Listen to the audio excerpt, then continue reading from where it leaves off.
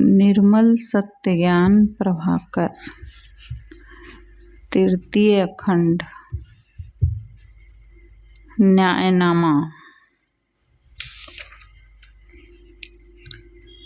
श्री सद्गुरु को मनाऊं हमेशा, जन्म और मरण फंद काटो कलेसा।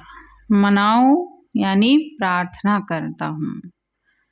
निर्मल साहिब जी कह रहे हैं कि मैं सदैव सद्गुरु की प्रार्थना करता हूँ। क्या प्रार्थना करता हूँ?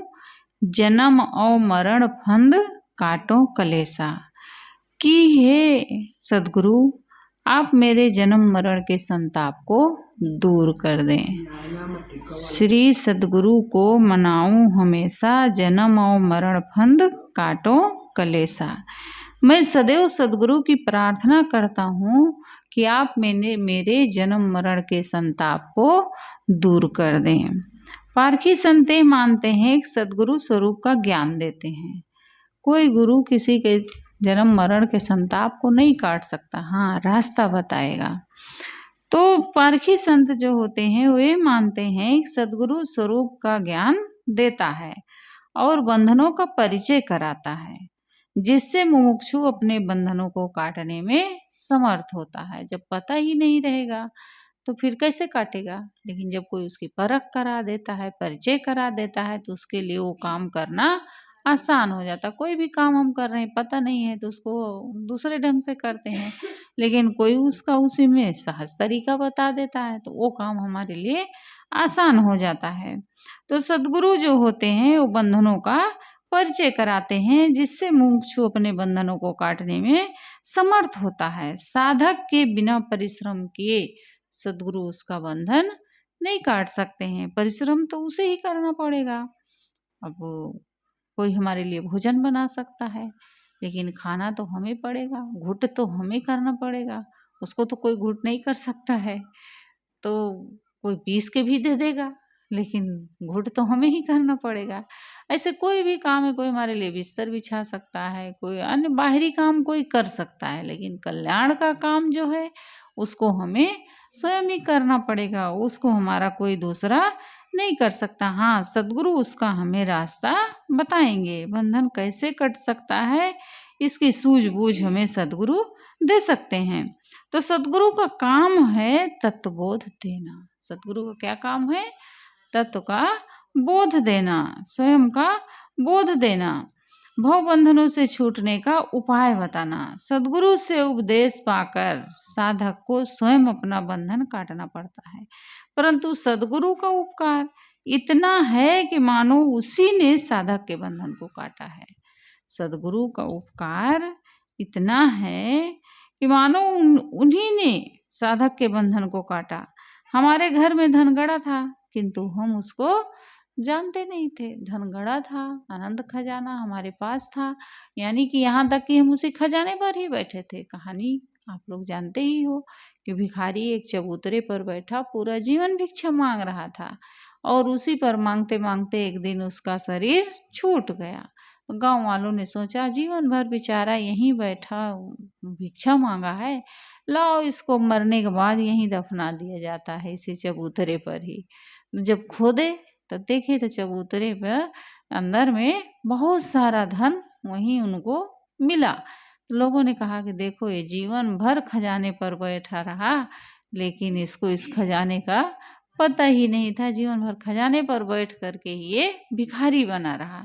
ऐसे आदमी है। अनंत खजाना आत्मधन वो सबके भीतर है, शांति रूपी धन, लेकिन उसको उसका पता नहीं है। उसको बाहर खोज रहा, भिखारी बना हुआ है, देवी देवताओं से मानता है, ईश्वर परमात्मा से मांगता है। दूसरों के सामने वो गिड़गिड़ा रहा है कि हमें बाहर से सुख और शांति मिलेगी। अनंत खजाना आत्मधन उसके पास है, लेकिन उसको उसे पता ही नहीं है।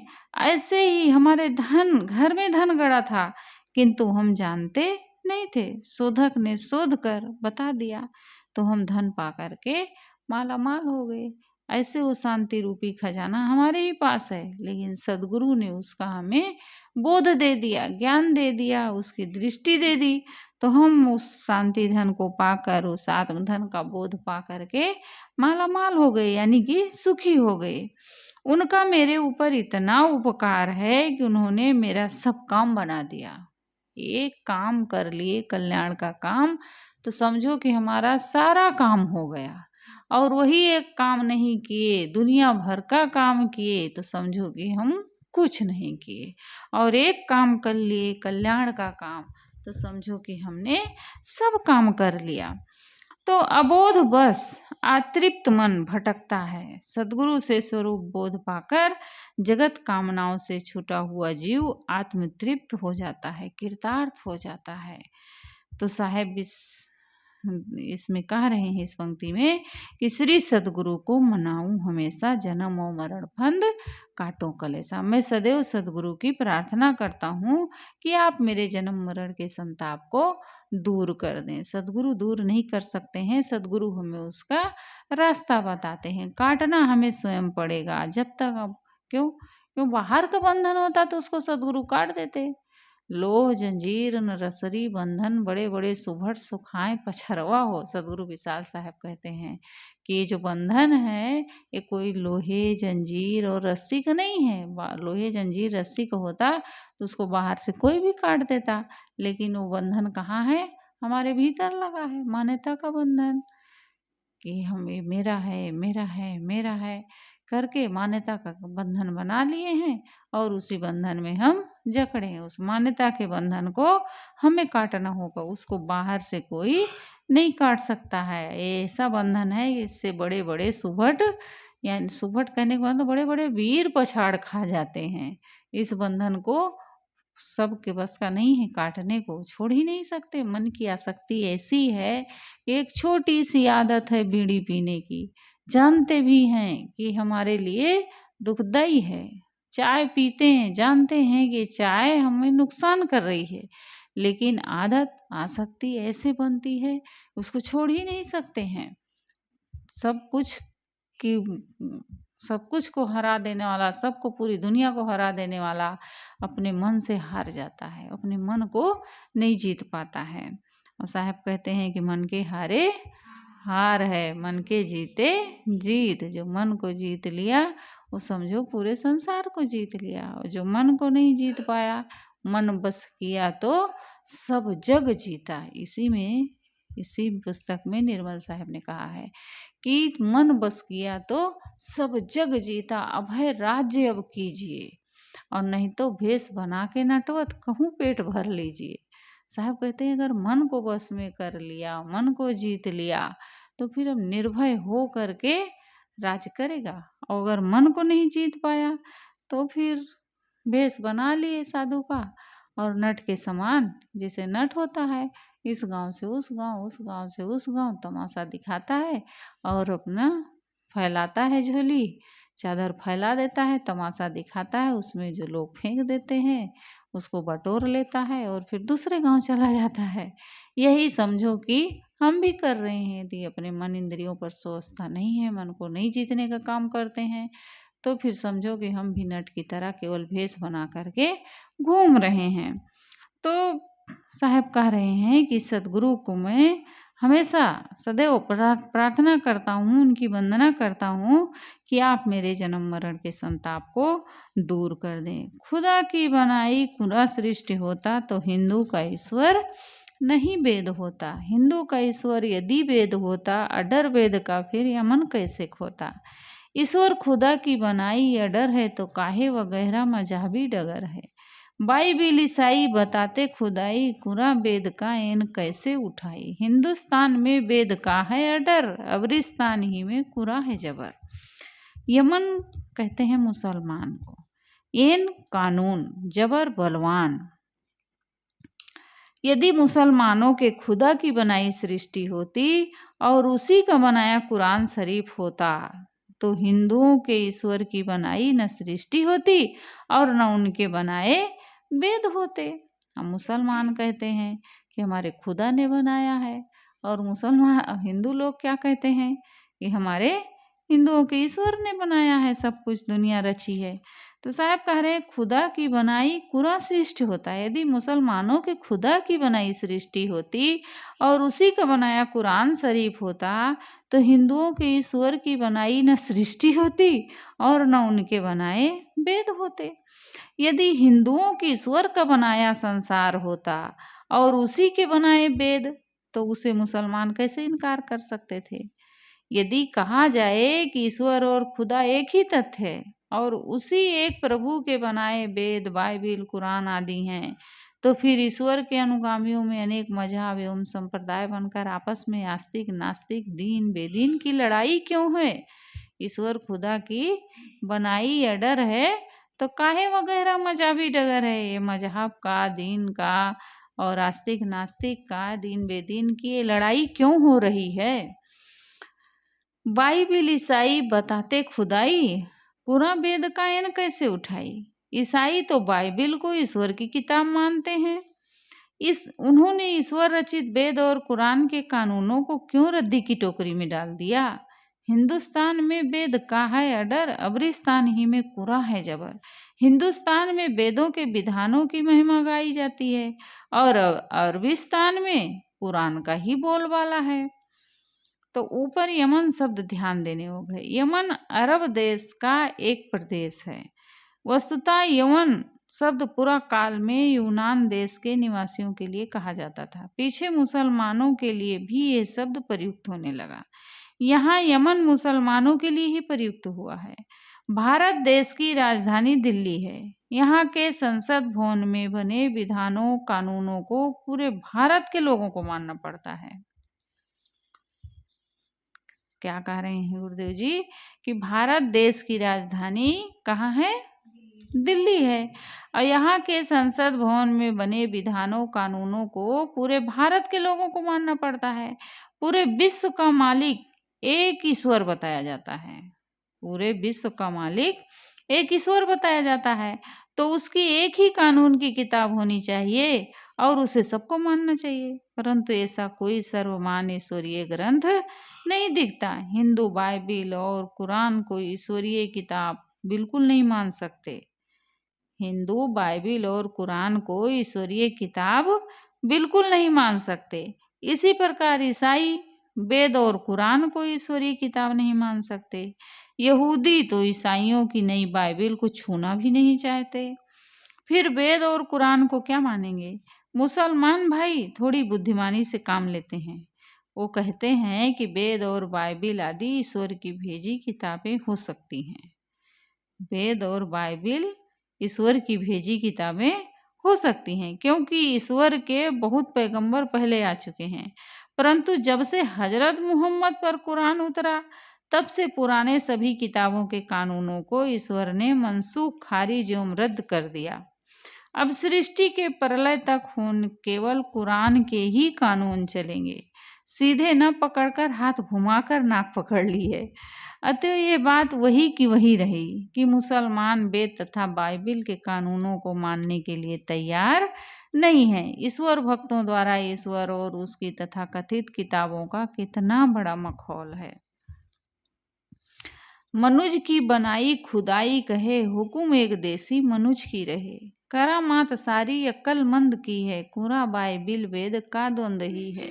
कुरा वेद इज्जील होते खुदाई तो उनके डर को सके को उठाई। अपनी अकल में जो आता नहीं है उसे कम अकल ने खुदाई कही है। करामात चमत्कार अकलमंद बुद्धिमान। वस्तुतः वेद बाइबिल जिंदा बेस्ता कुरान तथा संसार के सारे शास्त्र एवं किताबें मनुष्यों की रचनाएं हैं और उनमें एक देशी मनुष्यों की आज्ञाएं आदेश उपदेश तथा कानून हैं। कुरा मनुज की बनाई खुदाई कहे हुकुम एक देशी मनुज की रहे।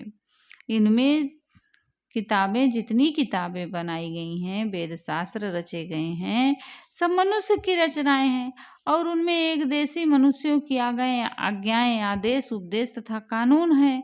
तो साहब कहते हैं कि करामात सारी अक्लमंद की है कुरा बाइबिल वेद का द्वंद्व ही है। सारी चमत्कारी बातें ये तेज बुद्धि वालों की देन है।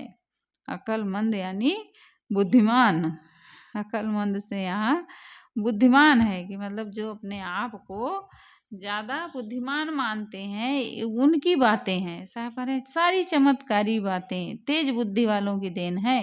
वेद, बाइबिल, कुरान आदि तथाकथित ईश्वरीय वचन कहकर लोगों ने झगड़ा ही बढ़ाया है। कुरा वेद इज्जिल होते खुदाई, तो उनके डर को सके को उठाई। यदि वेद, बाइबिल, कुरान आदि किसी सर्वशक्तिमान जगत नियंता की देन होते, तो इनके आदेशों को कौन टाल सकता था। अपनी अकल में जो आता नहीं है, उसे कम अकल ने खुदाई कही है। वस्तुतः जो बात अपनी बुद्धि से नहीं समझ में आती, उसे कम बुद्धि वाला मनुष्य कहता है ईश्वर जाने। फिर क्या कह देते हैं, ईश्वर जाने, भगवान जाने, अल्लाह जाने, ऐसे बोल देते हैं। तो संसार के सारे शास्त्र एवं किताबें मनुष्यों की रचनाएं हैं। संसार के भिन्न देश और काल में महापुरुष हुए हैं। उन्होंने अपने और लोक कल्याण के लिए अपने रचे हुए ग्रंथों में उपदेश की बातें लिखी हैं। उनमें कुछ शाश्वत एवं सार्वभौमिक उपदेश हैं और बहुत कुछ उस देश काल तथा मान्यता के अनुसार वचन हैं, जो भिन्न देश काल और मान्यता के लिए निरर्थक है।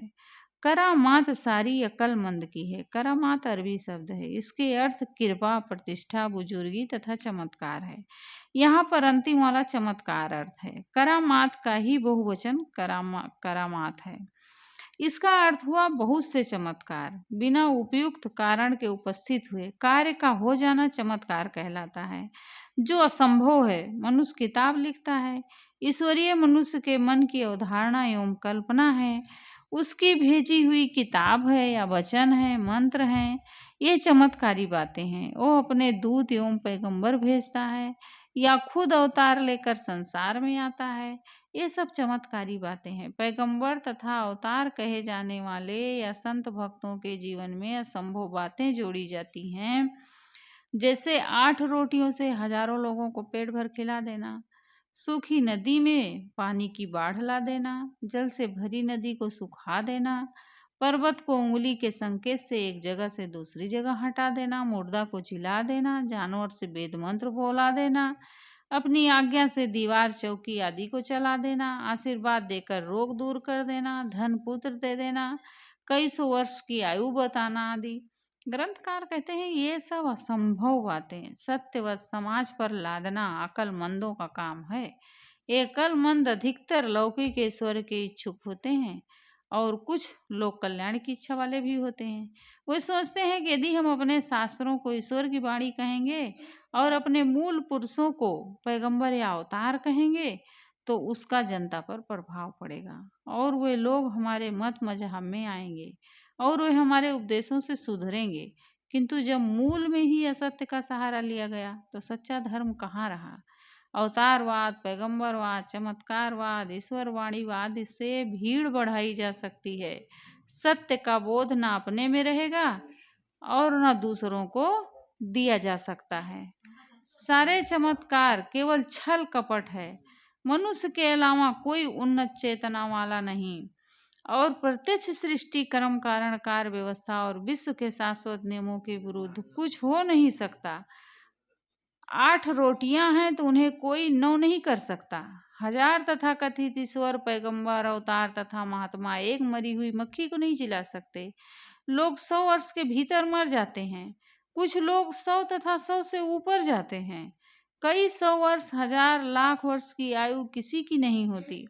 अवतारवाद, पैगंबरवाद, ईश्वरीय किताबवाद, ये सब चमत्कारी बातें चालाक लोगों की देन है और वेद, बाइबिल, कुरान आदि को ईश्वरीय किताब बताकर परस्पर कलह बढ़ाना है। साफ बात है कि कोई किताब अलौकिक तथा सर्वमान तथा कथित सर्व जगत नियंता की नहीं है। सभी किताबें मानवीय हैं। इसलिए प्रत्येक मानव का कर्तव्य है ये सब की किताबों को आदर दे, पढ़े और सबसे सार ले, और जो असार हो उसे छोड़ दे।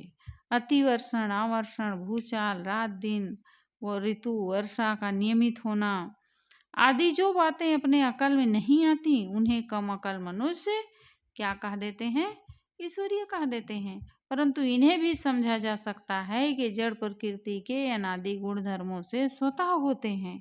ये सब किसी ईश्वर का करिश्मा नहीं है। हवाई अगिन बोट अवतार गाड़ी, करामात ऐसी है किसकी अनारी। सारे मजाबों का को है अधारा, निश्चय किया कौन किसने पुकारा। नाना कला कल्पना है मनुज की, तुम्हारी नहीं तो तुम्हारे अनुज की। साहब कहते हैं, हे भोले, हवाई जहाज, अगिन बोट, तार, रेलगाड़ी आदि का निर्माण और उनसे काम लेना है किसकी महत्ता है। सारे मजहबों तथा संप्रदायों का चलाने वाला कौन है। किसने नाना संप्रदायों के सिद्धांतों का निर्धारण किया। किसने ईश्वर अल्लाह की कल्पना करके उसकी प्रार्थना की और उसे पुकारा, अथवा किसने नाना उपदेश किए।